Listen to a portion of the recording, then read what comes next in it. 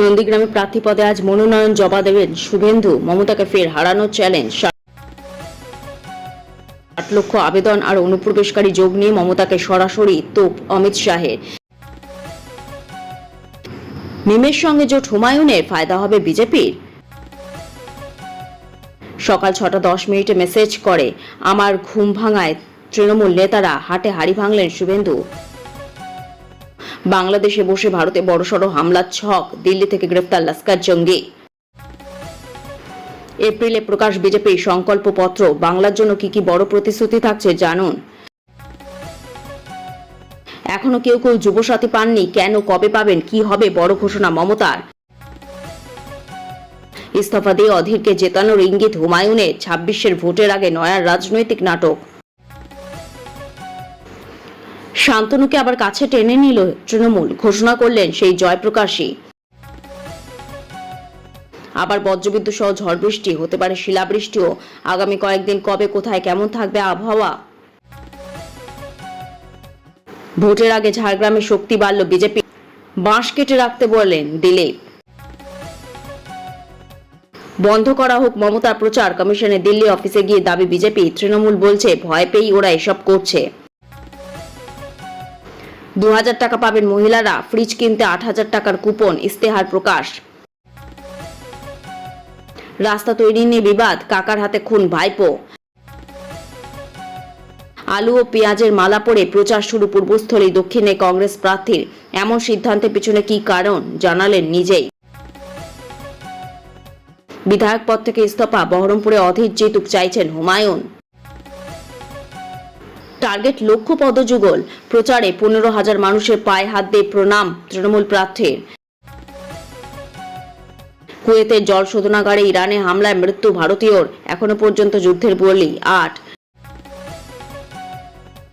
রাগ অভিমান ভুলে শুভেন্দু নমিনেশনে হাজির দিলীপ, দেখুন কি বলছেন শুভেন্দু।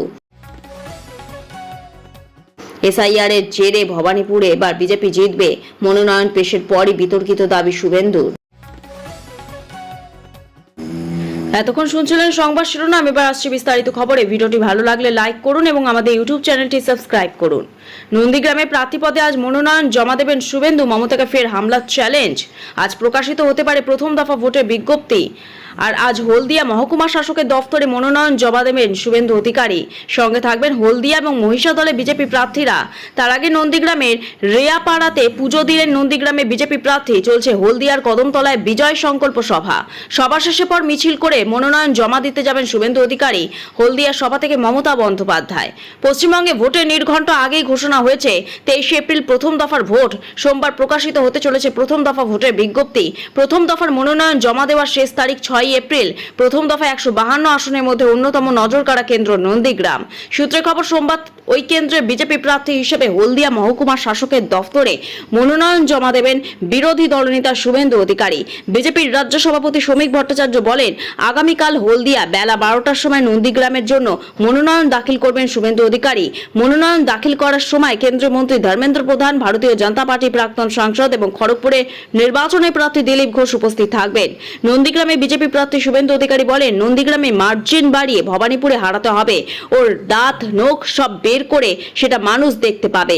আগাম আপনাদের কাছে জানিয়ে দিলাম 32টি ক্রিমিনাল কেস, যেটা আমাকে কাল হলফনামায় দিতে হবে।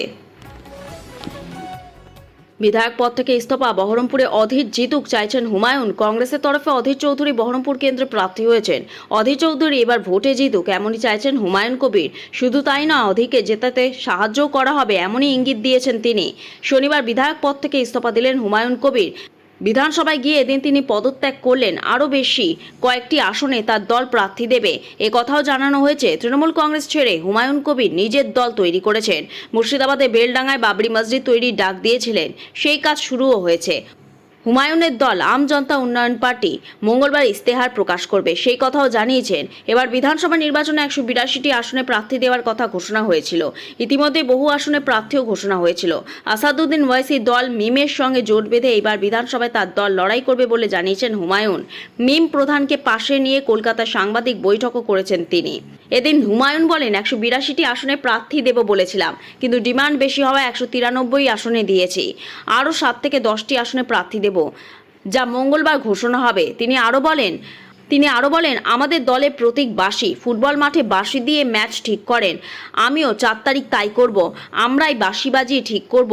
প্রত্যাশী হুমায়ুন বলেন বিজেপি বা তৃণমূল কেউ সংখ্যাগরিষ্ঠতা পাবে না, আমরা ডাবল ডিজিট পেয়ে মিরাকেল করব, আর আমরাই ঠিক করব কারা সরকারে আসবে।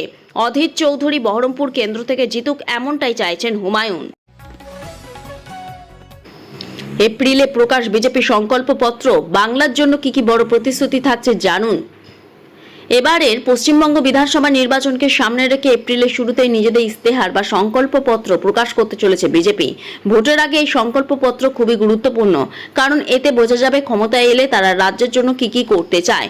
ইতিমধ্যে মমতা বন্দ্যোপাধ্যায় সরকারের বিরুদ্ধে অভিযোগপত্র প্রকাশ করেছে বিজেপি।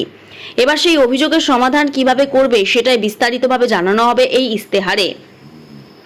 বিজেপি সূত্রে জানা যাচ্ছে মোট 7টি বড় বিষয়কে সামনে রেখে এই ইস্তেহার তৈরি করা হয়েছে। আর্থিক অবস্থা ও প্রশাসনের পরিবর্তন, রাজ্যে আর্থিক সংকট কাটানোর কথা বলা হয়েছে। গত 15 বছরের দুর্নীতি নিয়ে শ্বেতপত্র প্রকাশ করা হবে। মাফিয়া সিন্ডিকেট বন্ধ, প্রাকৃতিক সম্পদের লুট থামানো এবং ব্যবসার পরিবেশ সহজ করার প্রতিশ্রুতি রয়েছে। এছাড়া লক্ষ্মীর ভান্ডার ও যুব সাথীতে মাসে 3000 টাকা দেওয়ার কথা বলা হয়েছে। সরকারি কর্মীদের বকেয়া ডিএ 45 দিনের মধ্যে মেটানো হবে। সব শূন্যপদ স্বচ্ছ নিয়োগের আশ্বাসও দেওয়া হয়েছে। উন্নয়ন ও পরিকাঠামো, গভীর সমুদ্রবন্দর তৈরি, বিভিন্ন নদীর উপর সেতু নির্মাণ এবং সুন্দরবন থেকে দার্জিলিং পর্যন্ত দ্রুত সড়ক যোগাযোগ গড়ে তোলার পরিকল্পনা রয়েছে। উত্তরবঙ্গে উন্নয়নের নতুন বিমানবন্দর চালু এবং 4টি নতুন শহর গড়ার কথা বলা হয়েছে।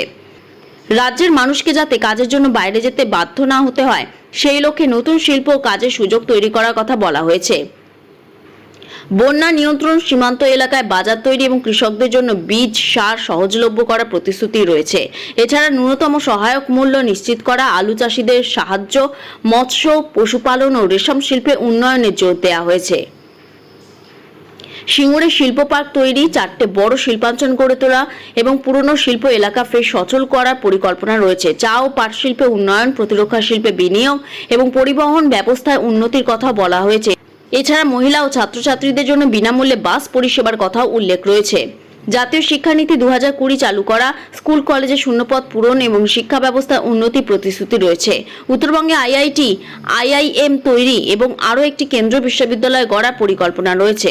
প্রাথমিক স্বাস্থ্যকেন্দ্রে পর্যাপ্ত ডাক্তার, নার্স রাখা, 24 ঘন্টা পরিষেবা চালু করা এবং উন্নত স্বাস্থ্যনীতি আনার কথা বলা হয়েছে। ক্ষমতায় এলে আয়ুষ্মান ভারত প্রকল্প চালু করার প্রতিশ্রুতিও রয়েছে। সব মিলিয়ে বিভিন্ন স্তরে মানুষের কথা মাথায় রেখে এই সংকল্পপত্র তৈরি করা হয়েছে বলে দাবি বিজেপির। এখন নজর এপ্রিলের শুরুতে কবে আনুষ্ঠানিকভাবে এই ইস্তেহার প্রকাশ করা হয়। 50 লক্ষ আবেদন আর অনুপ্রবেশকারীদের যোগ নিয়ে মমতাকে সরাসরি তোপ অমিত শাহের। ভোটার তালিকা সংশোধন বা এসআইআর ইস্যুতে রাজ্য কেন্দ্রের সংঘাত। ভোটার তালিকা সংশোধন বা এসআইআর ইস্যুতে রাজ্য কেন্দ্রের সংঘাত এবার চরম তুঙ্গে। কলকাতায় পা রেখে তৃণমূল সরকারকে সরাসরি বিঁধলেন কেন্দ্রীয় স্বরাষ্ট্রমন্ত্রী অমিত শাহ। তার প্রশ্ন, কেরলে যদি কোনো সমস্যা ছাড়া এই প্রক্রিয়া সম্পন্ন হতে পারে, তবে বাংলার ক্ষেত্রে কেন বারবার আদালত হস্তক্ষেপ প্রয়োজন? অনুপ্রবেশকারী যোগ, তৃণমূল সরকার সচেতনভাবে অনুপ্রবেশকারীদের ভোটার তালিকায় জায়গা করে দিয়েছে বলে দাবি শাহের। নিম্নস্তরে প্রশাসনিক গাফিলতিতেই কয়েক লক্ষ লজিক্যাল ডিসক্রিপেন্সি বা অসঙ্গতি তৈরি হয়েছে। আটকে থাকা আবেদন, প্রায় 60 লক্ষ আবেদন ঝুলে থাকলেও ইতিমধ্যে 37 লক্ষ নাম যাচাই করা হয়েছে। জুডিশিয়াল অফিসারদের তদন্তে বহু ভুয়ো নাম তালিকা থেকে বাদ পড়েছে। অনুপ্রবেশ রুখতে সীমান্তে বেড়া দেওয়ার জন্য প্রয়োজনীয় জমি দিতে রাজ্য সরকার সহযোগিতা করছে না বলে অভিযোগ স্বরাষ্ট্রমন্ত্রী। শাহ স্পষ্ট জানিয়েছেন, বিজেপি ক্ষমতায় এলে মাত্র 45 দিনের মধ্যে জমি অধিগ্রহণ সম্পন্ন করা হবে এবং অবৈধ অনুপ্রবেশকারীদের চিহ্নিত করে দেশ ছাড়া করার প্রক্রিয়া শুরু হবে। রাজ্য জুড়ে ভোটার তালিকা নিয়ে চলা এই ডামাডোলের মাঝেই অমিত শাহের এই সরাসরি চ্যালেঞ্জ রাজনৈতিক মহলে নতুন মাত্রা যোগ করল। কেন্দ্র স্পষ্ট করে দিয়েছে যে স্বচ্ছ ভোটার তালিকা তৈরিতে তারা কোনোভাবেই আপোষ করবে না। সকাল 6:10 মেসেজ করে, আমার ঘুম ভাঙায় তৃণমূল নেতারা। হাটে হাড়ি ভাঙলেন শুভেন্দু। বাবা শিশির অধিকারীকে সঙ্গে নিয়ে ভাই দিব্যেন্দু অধিকারী প্রচারে শুভেন্দু অধিকারী। সোমবার এই ছবি দেখা গেল এগরার বালিঘাট স্কুল ময়দানে। বিজেপি প্রার্থী দিব্যেন্দু সমর্থনে সভা করলেন শিশির ও শুভেন্দু।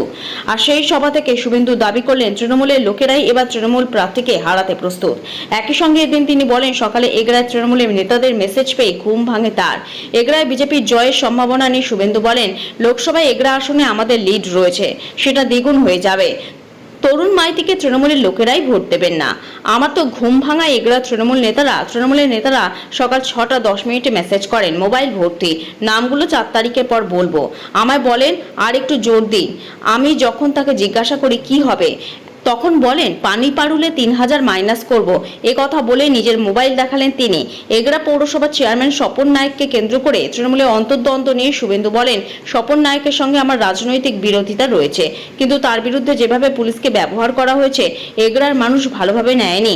এদিন নির্বাচন কমিশনের পদক্ষেপেরও প্রশংসা করেন শুভেন্দু, বলেন নির্বাচন কমিশন খুব সচেতন ও সতর্ক হয়ে কাজ করছে। এদিন দিব্যেন্দুর সমর্থনে সভায় শুভেন্দু বলেন, আমাকে আপনারা বিশ্বাস করেন তো? আমি কথা দিয়ে যাচ্ছি, এবার বিজেপি সরকার আসছে। যেদিন বিজেপি সরকার পরদিন বাড়ি বাড়ি নলে জল। মনে রাখবেন আমরা যা বলি তা করে দেখাই। 21টা রাজ্যে তাই করেছি। আবার বজ্রবিদ্যুৎ সহ ঝড় বৃষ্টি, হতে পারে শিলাবৃষ্টিও আগামী কয়েকদিন। কবে কোথায় কেমন থাকবে আবহাওয়া? আবারও ঝড় বৃষ্টি পূর্বাভাস দিয়েছে আলিপুর আবহাওয়া দফতর। হালকা থেকে মাঝারি ঝড় বৃষ্টি হতে পারে একাধিক জেলায়। বজ্রবিদ্যুৎ সহ ঝড় বৃষ্টির সম্ভাবনা রয়েছে বলে জানিয়েছে হাওয়া অফিস। ঝড় বৃষ্টির সম্ভাবনা রয়েছে বাঁকুড়া, পুরুলিয়া, হুগলি, উত্তর 24 পরগনা এবং পশ্চিম মেদিনীপুর জেলায়। ঘন্টায় 40 থেকে 50 কিলোমিটার বেগে বইতে পারে ঝোড়ো হাওয়া। 31 মার্চ মঙ্গলবার দক্ষিণবঙ্গেও বেশ কয়েকটি জেলায় ঝড় বৃষ্টির সম্ভাবনা রয়েছে বলে জানিয়েছে হাওয়া অফিস। হালকা থেকে মাঝারি বৃষ্টি হবে মূলত, সঙ্গে বইবে ঝোড়ো হাওয়া। বজ্রবিদ্যুৎ সহ ঝড় বৃষ্টির আভাস দিয়েছে আলিপুর আবহাওয়া দফতর। আগামীকাল বৃষ্টি হতে পারে হাওড়া, হুগলি, পূর্ব বর্ধমান, নদিয়া, উত্তর ও দক্ষিণ 24 পরগনা ও বাঁকুড়া জেলায়। শিলাবৃষ্টির সম্ভাবনা রয়েছে বাঁকুড়া, হুগলি ও পূর্ব বর্ধমান জেলায়। 40 থেকে 50 কিলোমিটার গতিবেগে বইতে পারে ঝোড়ো হাওয়া। এপ্রিলে প্রথম দিন দক্ষিণবঙ্গে বজ্রবিদ্যুৎ সহ হালকা ঝড় বৃষ্টির সম্ভাবনা রয়েছে বলে জানিয়েছে হাওয়া অফিস। ঝাড়গ্রাম, পূর্ব পশ্চিম মেদিনীপুর, উত্তর ও দক্ষিণ 24 পরগনা এবং নদিয়া জেলায় 1 এপ্রিল হালকা বৃষ্টির সম্ভাবনা রয়েছে বলে জানানো হয়েছে আলিপুর আবহাওয়া দফতরের তরফে। অন্যান্য জেলায় আবহাওয়া শুকনোই থাকবে। 2রা থেকে 4 এপ্রিল পর্যন্ত দক্ষিণবঙ্গে বিভিন্ন জেলায় বৃষ্টির সম্ভাবনা নেই, শুকনোই থাকবে আবহাওয়া। 5 এপ্রিল ফের হালকা বৃষ্টি হতে পারে দক্ষিণবঙ্গের একাধিক জেলায়। বজ্রবিদ্যুৎ সহ ঝড় বৃষ্টি হবে বলেই জানিয়েছে হাওয়া অফিস। পুরুলিয়া, ঝাড়গ্রাম, পশ্চিম বর্ধমান, বাঁকুড়া জেলায় 5 এপ্রিল হালকা ঝড় বৃষ্টির সম্ভাবনা রয়েছে। অন্যান্য জেলায় আবহাওয়া শুকনোই থাকবে বলে জানিয়েছে হাওয়া অফিস। শুধু দক্ষিণবঙ্গেই নয়, আগামী কয়েকদিন উত্তরবঙ্গের একাধিক জেলাতেও বজ্রবিদ্যুৎ সহ ঝড় বৃষ্টির সম্ভাবনা রয়েছে। মূলত হালকা বৃষ্টি হবে, তবে উত্তরে কয়েকটি জেলায় শিলাবৃষ্টির সম্ভাবনাও রয়েছে বলে জানিয়েছে হাওয়া অফিস। 31 মার্চ মঙ্গলবার থেকে আগামী 5 এপ্রিল পর্যন্ত চলবে ঝড় বৃষ্টির প্রভাব। তার সঙ্গে বইবে ঝোড়ো হাওয়াও। প্রতি ঘন্টায় 30 থেকে 40 কিলোমিটার গতিবেগে, কখনো বা 40 থেকে 50 কিলোমিটার গতিবেগে ঝোড়ো হাওয়া বইতে পারে বলে জানিয়েছে আলিপুর আবহাওয়া দফতর। জলপাইগুড়ি, কোচবিহার, আলিপুরদুয়ার, মালদা, উত্তর ও দক্ষিণ দিনাজপুর, দার্জিলিং, কালিম্পং, উত্তরবঙ্গেও প্রায় সব জেলাতে আগামী কয়েকদিন বজ্রবিদ্যুৎ সহ ঝড় বৃষ্টির সম্ভাবনা রয়েছে বলে জানানো হয়েছে হাওয়া অফিসের তরফে। এসআইআর জেরে ভবানীপুরে এবার বিজেপি জিতবে, মনোনয়ন পেশের পরই বিতর্কিত দাবি শুভেন্দুর। এসআইআরের পরে ভবানীপুরে তো বিজেপি আবার হয়ে গিয়েছে। 26 মনোনয়ন পেশ করে চাঞ্চল্যকর দাবি করেন শুভেন্দু অধিকারী। বলেন, ভবানীপুরে বিজেপি প্রথম নয়, আমি জিতলে প্রথমবার জেতা হবে না। ভোটের মুখে বড় ধাক্কা, জমি দখল মামলায় ইডি ডেকে পাঠালো তৃণমূলের হেভিওয়েট প্রার্থীকে। 26 ভরকেন্দ্র ভবানীপুর। তৃণমূল নেত্রী মমতা বন্দ্যোপাধ্যায়ের বিরুদ্ধে খোদ বিদায়ী বিরোধী দলনেতা শুভেন্দু অধিকারী। 29 এপ্রিল দ্বিতীয় দফায় ভোট ভবানীপুরে। সোমবার মনোনয়ন পেশ করেন শুভেন্দু। তিনি বলেন, 2014 সালের তথাগত রায় দক্ষিণ কলকাতার প্রার্থী ছিলেন। তখন তিনি ভবানীপুর বিধানসভায় বিজেপির লিড হয়েছিল 2000-এ বেশি। ভবানীপুর বিজেপির চুরি চামারি ছাপ্পা অবৈধ অনুপ্রবেশকারী মৃত ভুয়ো ভোটার দিয়ে মমতা বন্দ্যোপাধ্যায় জিততেন। মোদিজি, নিতিন নবীনজি আমাকে দাঁড় করিয়েছেন গুন্ডামি রোখার জন্য। তৃণমূল নেতা রিজু দত্তের পাল্টা কটাক্ষ, বিজেপি পুরো ভোটটাই করছে জ্ঞানেশ কুমার ও নির্বাচন কমিশনের ভরসায়, নিজেদের কোনো অস্তিত্ব নেই, তার সাফ কথা। শুভেন্দু অধিকারী এত বড় কথা বলার পরেও স্পষ্ট বলছি, ভবানীপুরের শুভেন্দু অধিকারী হারছে, নন্দীগ্রামে শুভেন্দু অধিকারী হারছে। 4 মে মুখ্যমন্ত্রী মমতা বন্দ্যোপাধ্যায় চতুর্থবারের জন্য শপথ নেবেন। বিরোধী দলনেতা হিসেবে শুভেন্দু অধিকারী আর থাকবে না। এপ্রিল থেকে বাজারে ইথানল মেশানো পেট্রোল সংকট কাটাতে নয়া পদ্ধতিতে জোর মোদি। ইরান যুদ্ধের আবহে বন্ধ হরমুজ প্রণালী, তার জেরে গোটা বিশ্বজুড়ে বাড়ছে তেলের দাম। পেট্রোল ডিজেলের মূল্যও বাড়ছে চচ্চড়িয়ে। ইতিমধ্যে পেট্রোল এবং ডিজেলের লিটার প্রতি 10 গ্রাম করে শুল্ক কমিয়েছে কেন্দ্র। এবার দেশব্যাপী পেট্রোল সংকট ঘোচাতে নতুন পদক্ষেপ করেছে মোদী সরকার।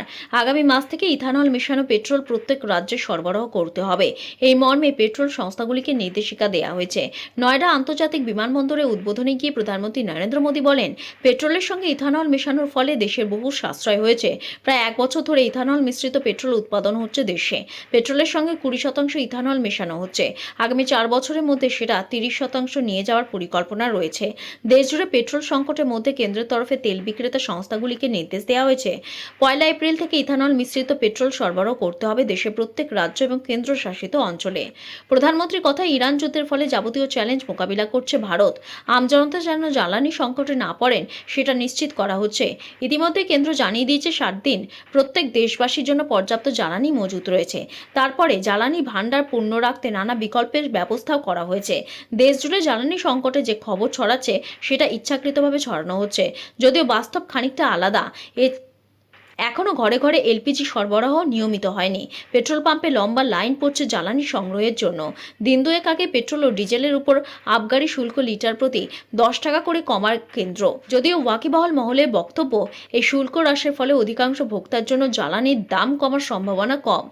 কারণ বিশ্ববাজার থেকে অতিরিক্ত দামে কেনা তেল এতদিন সরকারি নিয়ন্ত্রণের কারণে পুরনো দামে বিক্রি হচ্ছিল পাম্পগুলিতে। এবার সেই ক্ষতি পুষিয়ে নিতে শুল্ক হ্রাসের সিংহভাগ সুবিধা নেবে তেল বিপণনকারী সংস্থাগুলি। ইথানল মিশ্রিত পেট্রোলের দাম কিছুটা কম হবে বলে আশা করছেন আমজনতা। যদিও একাংশের আশঙ্কা, ইথানল মিশ্রিত পেট্রোল ব্যবহারে বাড়বে ক্ষতি।